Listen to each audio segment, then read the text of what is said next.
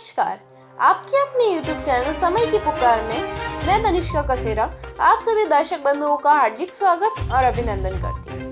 वस्त्र नगरी के युवा पत्रकार प्रहलाद तेली ने बताया कि भीलवाड़ा जिले के मांडल कस्बे में पिछले दिनों वर्ग विशेष के लोगों द्वारा निकाली गई रैली में राष्ट्र स्वयं सेवक संघ, विश्व हिंदू परिषद, बजरंग दल एवं देव सेना के खिलाफ की गई नारेबाजी से हिंदू समाज में जबरदस्त आक्रोश व्याप्त है, जिसके चलते सोमवार को हिंदू समाज के हजारों व्यक्ति एक पद यात्रा के रूप में भारत माता की जय और हिंदू एकता जिंदाबाद जैसे नारे लगाते हुए भीलवाड़ा पहुंचे और जिला कलेक्टर को ज्ञापन दिया।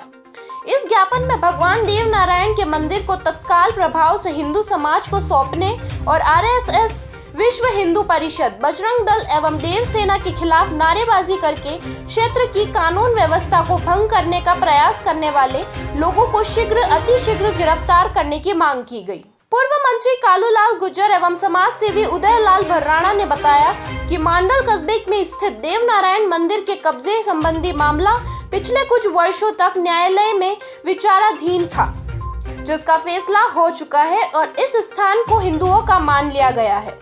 इसलिए प्रशासन को रिसीवर हटाकर इस मंदिर को तुरंत हिंदू समाज को सौंप देना चाहिए ताकि स्थायी शांति व्यवस्था कायम हो सके। ज्ञापन दिए जाते समय हिंदू समाज के साधु संत, विश्व हिंदू परिषद के गणेश प्रजापत, उप जिला प्रमुख शंकर लाल गुर्जर व गुलाबपुरा नगर पालिका के पूर्व चेयरमैन धनराज गुर्जर सहित हजारों लोग उपस्थित थे। राव जी के बाग राव जी और बाग राव जी में मांडे राव हरि राव जी है, हरि राव जी बाग राव जी है, बाग राव जी 24 बदलाव तो गई नगर और सवाई भोज महाराज देव महाराज का मंदिर है और ये हिंदुत्व की आस्था है और 45 साल से जो मंदिर बंद है इसको कानून प्रक्रिया से खुलवाने के लिए हमने आज कलेक्टर साहब को ज्ञापन दिया शांतिपूर्वक और कलेक्टर साहब ने 6 महीने का टाइम दिया और 6 महीने में अगर नहीं खुलता है फिर बाद में कुछ भी होता है तो प्रशासन जिम्मेदार है।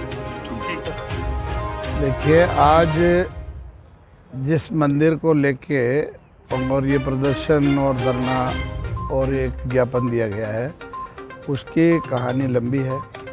ये मंदिर वास्तव में जैसा इतिहास में कहते हैं हमारे पूर्वज और ये गुर्जर समाज ने भगवान देव नारायण के परदादा जी मांडल राव जी ने मांडल गांव बसाया, तालाब भी उन्होंने बनाया। उस वक्त ये मंदिर भी लोगों ने वहाँ बनाया था जब ये गांव बसा, तब से ये मंदिर चला आ रहा था। और इस मंदिर पर बीच में हिंदू और मुसलमानों के बीच में झगड़ा हुआ। झगड़ा होने के बाद चूँकि उस समय में कब्जा किसका दिया जाए, किसका साबित नहीं हो, इसलिए ऐसे मामलों में जनरली पुलिस 145 सीआरपीसी कार्रवाई करके उसको और 146 में कुर्क करती है। तो इसी मामले में इसको भी जो है इस मंदिर को भी कुर्क कर लिया गया और 145 की कार्रवाई 146 में और इसका रिसीवर जो है थानेदार जी को मांडल को लगा दिया।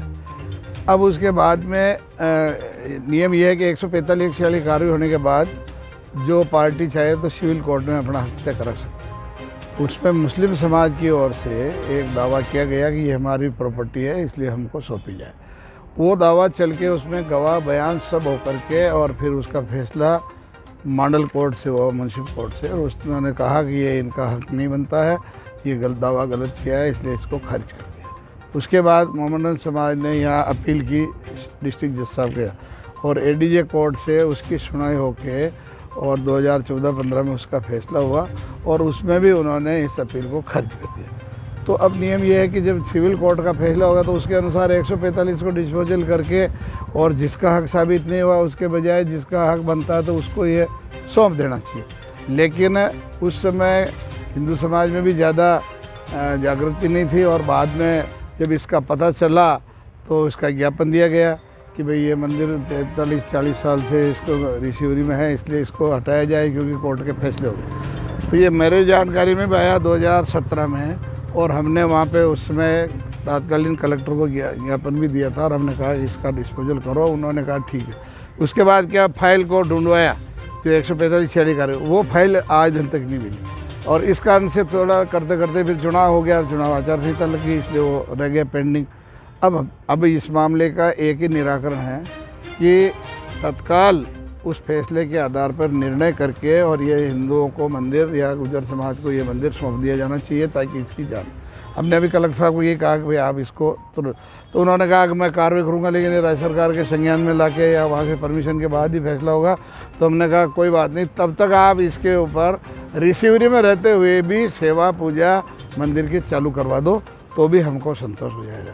तो मैं ये कहना चाहता हूँ प्रशासन को कि भाई आपको शांति व्यवस्था कायम करना है तो इस पर जल्दी जल्दी फैसला कर दे। जो विवादास्पद नारे उन्होंने लगाए मोहम्मदन समाज ने बाद में, उस पर बहुत नाराज़गी है, उसके लिए हमने FIR दर्ज करवा दी है, दे दी है। अब वो दर्ज नहीं हुई तो अभी SP साहब ने आश्वासन दिया कि मैं दर्ज करूँगा और उससे भी जो जिसका अपराध बनता है उसके खिलाफ कार्रवाई करूँगा। भगवान देवनारायण का एक मंदिर है जो पिछले 45 साल से वो बंद है। प्रशासन ने उसको 145 कोर्ट रिसीवरी करके उस मंदिर को बंद कर रखा है और वो गुर्जर समाज का और हिंदू समाज का मंदिर है और उस कोर्ट का फैसला भी आ चुका, 2 फैसले हैं। मंडल कोर्ट का फैसला 2010 में आया या ADJ कोर्ट का फैसला 2014 में आया। हिंदू उनका खारिज कर दिया कि मुस्लिम समाज का इससे कोई लेना देना नहीं है। सुप्रीम कोर्ट का फैसला हमने कलेक्टर साहब को दिया है। उसके बावजूद भी हमारा मंदिर हमारे को हैंड ओवर नहीं किया जा रहा है। 2015 के अंदर जब यहाँ के तत्कालीन कलेक्टर थे टीना कुमार जी, उनसे उस वक्त भी झगड़ा हुआ। हम लोग मिले, उन्होंने कहा कि आप SDM साहब को एक एप्लीकेशन लगाओ, हम आपका मंदिर आपको सुपुर्द कर देंगे। उस वक्त क्या हुआ नहीं हुआ उस पर ज़्यादा विषय पे चर्चा नहीं करेंगे, लेकिन वो मंदिर नहीं खुला। SDM साहब को वो चांद का बाग हमारे उसी मुस्लिम समाज का एक छोटी दरगाह है चांद का बाग के अंदर, उसकी तो 145 में सेवा पूजा हो रही है बराबर, हमारा जो मंदिर उसकी सेवा पूजा क्यों नहीं हो रही। हम कलेक्टर साहब से इसलिए मिलने आए हैं कि चाहते तो हमारी बात हम SDM साहब के माध्यम से भेज सकते थे, लेकिन कलेक्टर साहब और SP साहब जिले के मालिक हैं। हम मालिक से बात करने आए हैं। मालिक का फर्ज है कि आगे मुख्यमंत्री जी या शासन सचिव जी जो भी हमारी मांग पहुँचाए हमारा मंदिर खोले। कोई उनका मैटर नहीं है, हम जीते हुए हैं, बहुत समय हो गया, हमारा मंदिर हमारे को दिया जाए। अगर हमारा मंदिर नहीं देंगे तो 6 महीनों को उन्होंने समय लिया कि भाई 6 महीने के अंदर आप हम खोल देंगे।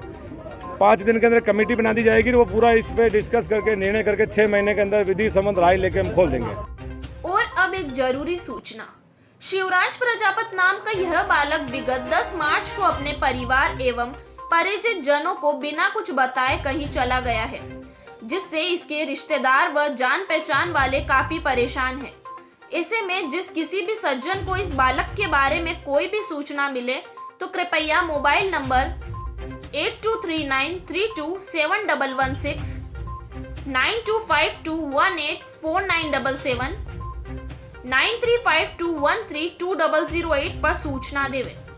साथ ही आप सभी से यह भी अनुरोध है कि इस सूचना को ज्यादा से ज्यादा ग्रुप में शेयर करें ताकि बालक का जल्द से जल्द पता चल सके। धन्यवाद। नाम शिवराज प्रजापत, गांव मंडाचर, थाना पारोली, तहसील जहाजपुर, जिला भिलवाड़ा, राजस्थान।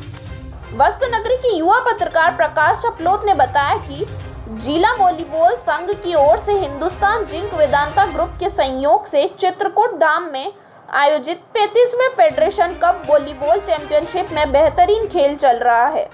वॉलीबॉल स्टेडियम बेहतरीन लाइटिंग से जगमगा रहा है, जिसका श्रेय मंगलम मंत्रा इवेंट मैनेजमेंट को जाता है। यही वजह है कि आने वाले समय में यह टूर्नामेंट भिलवाड़ा के लिए मील का पत्थर साबित होगा। फेडरेशन कप वॉलीबॉल चैंपियनशिप में मुख्य संरक्षण जिला कलेक्टर आशीष मोदी, संरक्षण जिला पुलिस अधीक्षक आदर्श सिद्धू, चेयरमैन नगर परिषद सभापति राकेश पाठक, संयोजक चेनसुख समदानी, लक्ष्मीलाल सोनी, उपाध्यक्ष ओम प्रकाश गुज्जर, नगर परिषद उप सभापति रामलाल योगी, कोषाध्यक्ष रमेश चंद्र खोईवाल, कानूनी सलाहकार हेमेंद्र शर्मा, मीडिया प्रभारी सुखपाल जाट, नरेंद्र वर्मा, नवीन जोशी व सोनिल जोशी सहित पूरी कमेटी लगी हुई है। खेल के दौरान अतिरिक्त जिला कलेक्टर शहर नंदकिशोर राजौरा लगातार मोर्चा संभाले दिखाई देते हैं। प्रतियोगिता के 5वें दिन पुरुष वर्ग के पहले मैच में पंजाब ने कर्नाटक को और दूसरे मैच में रेलवे ने केरल को हराकर जीत हासिल की। इसी प्रकार सर्विसेज ने राजस्थान को व हरियाणा ने तमिलनाडु को हराकर जीत हासिल की। कार्यक्रम में अतिथि नगर विकास न्यास के पूर्व अध्यक्ष लक्ष्मी नारायण डाट, राजेंद्र मार्ग विद्यालय के प्रधानाचार्य डॉक्टर श्यामलाल खटीक, प्रीतम सिंह, चेनसुख समदानी, मुकेश शर्मा, भारतीय वॉलीबॉल टीम के प्रशिक्षण श्रीधरण, शिवलाल डीडवानिया, गोविंद वैष्णव, गोपाल शर्मा, महावीर सिंह राव, जय सिंह व अमित बूलिया ने खिलाड़ियों की हौसला अफजाई की। आयोजन सचिव शिवराम खटीक एवं संयुक्त सचिव तरुण सोमानी ने बताया कि कार्यक्रम में अतिथियों का स्वागत ज्ञानमल चंदेल, कैलाश चंद्र खोईवाल, रणवीर खोईवाल, रमेश चंद्र खोईवाल, डीवीए के अध्यक्ष लक्ष्मीलाल सोनी एवं शंकर पहाड़िया ने किया। इस चेयरमैनशिप में 15 मार्च तक रोजाना शाम 5 बजे से मैच शुरू होते हैं और देर रात तक खेले जाते हैं। इस चैंपियनशिप में अंतर्राष्ट्रीय, राष्ट्रीय, अर्जुन अवार्डी एवं कई फेमस खिलाड़ी भाग ले रहे हैं। वस्त्र के युवा पत्रकार अंकुर सन्नाटी ने बताया कि संगम विश्वविद्यालय में 2 दिवसीय राष्ट्रीय स्तर के कार्यक्रम ला यूनियन 22 के अंतर विश्वविद्यालय एवं अंतर महाविद्यालय फेस्ट का रंगारंग शुभारंभ सोमवार को हुआ, जिसमें भारत के विभिन्न राज्यों की 35 टीमें भाग ले रही है। ला यूनियन के संयोजक प्रोफेसर विनेश अग्रवाल ने बताया कि उद्घाटन समारोह के मुख्य अतिथि Indian institute of management Tiruchirappalli के डायरेक्टर डॉक्टर पवन कुमार सिंह थे। कुलपति प्रोफेसर करुणेश सक्सेना ने उद्घाटन संबोधन देते हुए कार्यक्रम की विधिवत शुरुआत करी। मुख्य अतिथि प्रोफेसर पवन कुमार सिंह ने सभी टीम सदस्यों को ला यूनियन के चैंपियन बनने के लिए अग्रिम बधाई दी तथा गीता श्लोक के उदाहरण देते हुए जीवन में सफलता के गुर सिखाए। संगम इंडिया लिमिटेड के मैनेजिंग डायरेक्टर ने भी ला यूनियन के सफल आयोजन के लिए सभी को बधाई देते हुए खेल को खेल भावना से खेलने का आह्वान किया।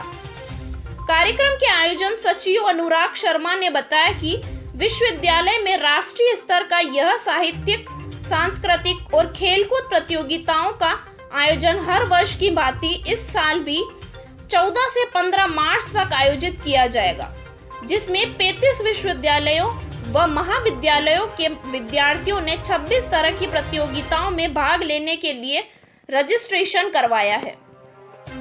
कार्यक्रम के सह संयोजक डॉक्टर विकास सोमानी ने बताया कि प्रथम दिन आयोजित विभिन्न प्रतियोगिता में रोबोवार व वॉल पेंटिंग में संगम विश्वविद्यालय ने प्रथम स्थान प्राप्त किया। ऑन स्टेज कार्यक्रम प्रभारी डॉक्टर लोकेश त्रिपाठी तथा सुरभि बिरला ने बताया कि मंगलवार को ramp walk, group song, group dance एवं बैंड प्रतियोगिताओं का आयोजन किया जाएगा। नेशनल फेस्ट में उत्तर प्रदेश, राजस्थान, महाराष्ट्र, कर्नाटक, मध्य प्रदेश व गुजरात सहित कई राज्यों से प्रतिभागी शिरकत कर रहे हैं। संगम विश्वविद्यालय के रजिस्ट्रार प्रोफेसर राजीव मेहता ने बताया कि यह कार्यक्रम राज्य सरकार की कोविड-19 गाइडलाइन के अनुसार हो रहे हैं। जनसंपर्क अधिकारी राजकुमार जैन ने बताया कि उद्घाटन समारोह के दौरान एक पत्रकार वार्ता का भी आयोजन किया गया, जिसमें मुख्य अतिथि प्रोफेसर पवन कुमार सिंह ने राष्ट्रीय शिक्षा नीति, ज्ञान देने और लेने के तरीके और हिंदी भाषा की महत्वता पर अपना पक्ष रखा। और आज मुझे भीलवाड़ा शहर में पहली बार आने का अवसर प्राप्त हुआ, संगम विश्वविद्यालय में निश्चित रूप से पहली बार। और आज संगम विश्वविद्यालय ये अपनी एक वार्षिक आयोजन बहुत ही अच्छे स्तर का कर रहे हैं, जहाँ कई विद्यार्थी कई राज्य से आए हैं और एक सर्वांगीण विकास के लिए जो किताबी शिक्षा है, इसके अलावे आपको कैसे एक बहुत ही रचनात्मक प्रतियोगिता जो पूरी ज़िंदगी उन्हीं प्रतियोगिताओं से भरी हुई है, इसको समझाने के लिए खेल के द्वारा और कई प्रकार की बहुत ही सृजनात्मक रचनाओं के द्वारा, संगीत के द्वारा, तो ये 2 दिन का समारोह बहुत ही महत्वपूर्ण है। तो इसी अवसर पर मुझे यहाँ आने का मौका दिया गया। व्यावसायीकरण देखिए, उसके बहुत ही सिंपल, उसके बड़े सरल समझने का तरीका होना चाहिए कि किसी भी संस्थान को चलाने के लिए धन की आवश्यकता तो होगी ही। अर्थ, धर्म, काम और मोक्ष, बिना अर्थ के कुछ होगा नहीं। लेकिन होना ये चाहिए कि ये व्यवसाय का केंद्र न बन जाए शिक्षा। और अगर शिक्षण संस्थान अपने कुछ प्रॉफिट यानी लाभ का अगर वो सर्जन करते हैं, तो उस लाभ को फिर से उसी शिक्षण संस्थान में लगा देना चाहिए। तो अर्थ तो होना ही चाहिए, लेकिन अर्थ के पीछे भागना नहीं है। उससे होता क्या है कि शिक्षण संस्थाएं अपने उद्देश्य से कहीं न कहीं भटक जाती हैं। अभी हमारा उद्देश्य होना चाहिए कि शिक्षण संस्थाएं गुणवत्ता को प्राप्त करें, और विदेश में जो जितने भी संस्थान हैं उसमें बहुत ऐसे संस्थान हैं जिनमें बड़ी गुणवत्ता है, जिनसे हमें भी सीखने को बहुत कुछ है। लेकिन सभी संस्थान वैसे नहीं हैं।